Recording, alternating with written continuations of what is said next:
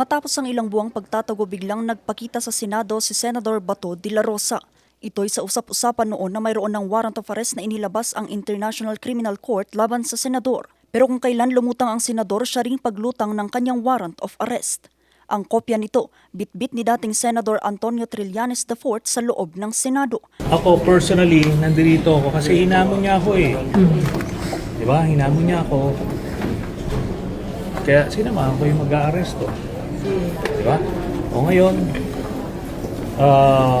we will make sure na ito ay ma-enforce. Kaugnay ito ng pagkakasangkot ng senador sa kasong Crime Against Humanity of Murder mula taong 2016 hanggang 2018 sa madugong drug war ng Administrasyong Duterte.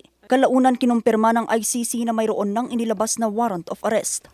The judges assessed the material submitted by the prosecution and found reasonable grounds to believe that Mr. De La Rosa is allegedly criminally responsible as an indirect co-perpetrator for the crime against humanity of murder, including those perceived or alleged to be associated with drug use, sale, or production. Dahil dito, isinailalim sa lockdown kahapon ng Senado at tinalakay kung makatarungan ba ang naging hakbang ng ICC sa pagpapatupad ng warrant. Ayon kay Senator Alan Peter Cayetano, may nakasanayang proseso sa tuwing may pag-aresto sa loob ng Senado. By tradition, no law enforcement agency has ever come to the Senate in secret to effect an arrest.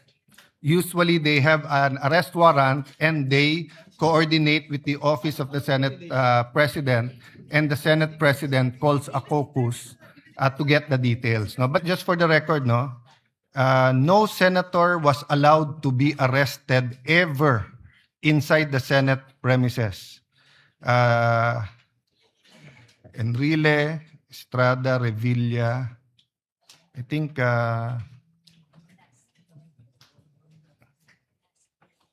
Trillanes, 4 na yon. So kung si Leila, de 5 na yon.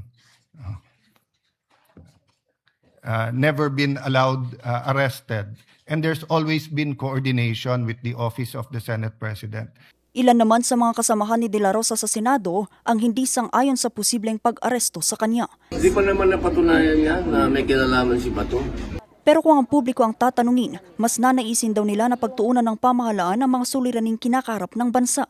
Sana maayos nila kasi ang dami nating problema sa mundo. At saka lalo na sa Pilipinas, yung flood control nga hindi pa nila natatapos tapos ang gulo-gulo nila ngayon sa Senado. Kasi ang daming naghihirap na nating Pilipinas lalo na sa ibang lugar Hindi lang dito sa atin, sa Luzon. Mas maraming naghihirap sa mga liblib na lugar. Mas kailangan nila ng tulong. Lalaban naman natin si Senator Bato po Isa rin po yung tapat na ginagawa ang kanyang tungkulin po. Kaya dapat para sa akin lang hindi siya inaaresto sa mga ganung bagay po kasi malaking tulong sa atin si Senator Bato para sa ating bansa po. May ilan din namang mambabatas ang nagsabing hindi lamang si De La Rosa ang apektado sa isyu kundi pati ang integridad ng Senado bilang isang institusyon. What happened to Senator Bato this afternoon does not only concern him. Most importantly, this concerns the very institution where he belongs.